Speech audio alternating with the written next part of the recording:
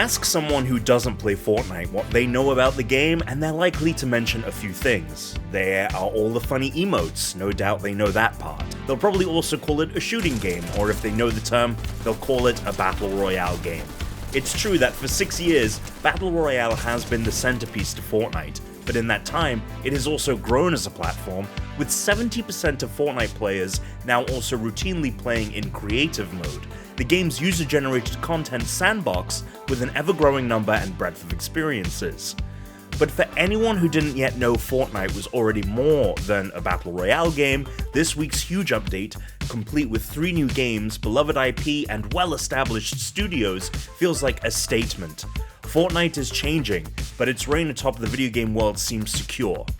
LEGO Fortnite, Rocket Racing, and Fortnite Festival come from Epic, Psyonix, and Harmonix, respectively, and they exist as new games found exclusively within Fortnite. After playing them myself at a press event ahead of their staggered launch dates this week, I've trained myself to not call them modes, as any one of them would make sense as a standalone game. It's sometimes been the case where a game on another maker game platform like Roblox gets so popular that an outside studio acquires it in a buyout. These new Fortnite releases are sort of the inverse of that. Brilliant studios have been tasked with building new games with the explicit purpose of expanding Fortnite's ecosystem. I played Rocket Racing first, which exists in a universe meant to blend both Fortnite and Rocket League. The logo shares a font with the latter, but as you drift around corners to gain boost and launch yourself toward the ceilings of some tunnels by driving on the wall, you'll spot plenty of Fortnite imagery too, such as the iconic llamas carved into burnt orange canyons. Rocket Racing is an arcade racer that doesn't stray too far from the enjoyable tropes of the genre.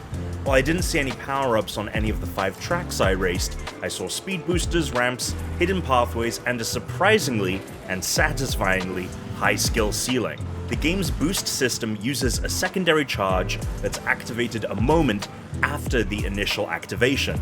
This adds a subtle but appreciable layer to choosing when to use it, because not only do you need to get the timing just right, but the more intricate maps don't seem to have a lot of straightaways, meaning you may want to more strongly consider when, or if, to burn through your boost, since you're liable to send yourself speeding into a guardrail in some cases when you do.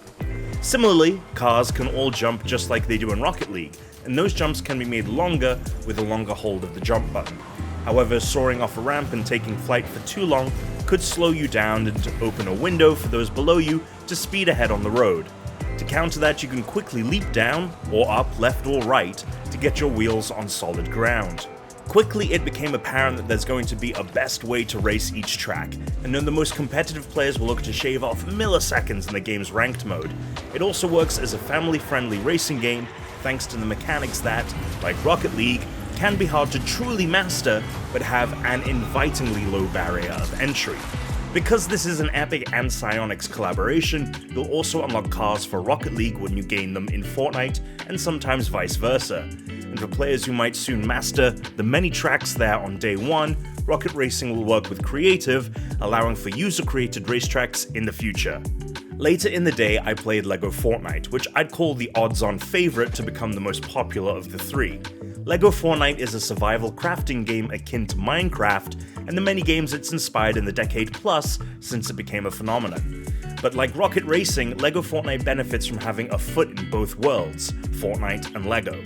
The game looks stunning thanks to Unreal Engine 5, and the procedurally generated worlds are 20 times bigger than the Fortnite Battle Royale island, and I was told this size may well continue to grow as time goes on. But the added layer of LEGO charm makes it an appealing time sink. A tutorialized intro in which a minifig version of Cuddle Team Leader talks you through the typical opening moments of a survival crafting game. Build a bed, an axe, a small shelter, and so on. Make it a much more understandable experience for younger players. But your pink bear friend is also almost fully ignorable, so if you want to learn everything for yourself through exploring and experimenting, you can. To the delight of LEGO purists, some builds also require multiple steps, like building a real LEGO set on your table. To create my modest shack, I had to build each wall, then a floor, and then a roof, placing them according to in-game instructions. These are done as big chunks, not brick by brick, though freeform brick pieces appeared in my crafting book a short time later. New builds, recipes, and items unlocked early and often, but it never felt overwhelming because I had a strong sense of what I needed to collect or build in order to progress.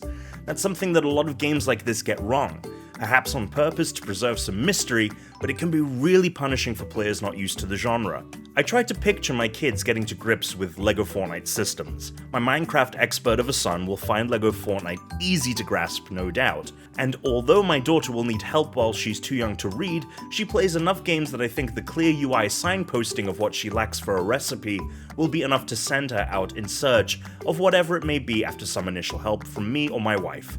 And if ever either of them don't want to worry about the game's survival systems, a more forgiving sandbox mode removes the resource scarcity and enemy threats and just lets them build and explore. LEGO Fortnite can be played in parties of up to 8 people, and the game launches on the heels of a ratings and parental controls overhaul that is meant to allow parents to fine-tune their children's experiences in Fortnite, both in terms of what they can play and with whom they can play it. Like Rocket Racing, players also get looped into the Fortnite ecosystem when they play LEGO Fortnite, not just because it's found within the platform, but also because over 12,000 Fortnite skins have been converted into LEGO form. Included in these plans is the process of turning some of Fortnite's licensed characters into LEGO minifigs, with some surprises in store too. Though I plan to sink lots of time into all 3 games, Fortnite Festival feels like my favorite of them right now. It is, in essence, a revival of Rock Band, but once more not without some touches that Fortnite allows. Fortnite Festival is played in groups of up to 4 players, and each one picks from lead guitar, bass, drums, or vocals, though no actual singing is involved.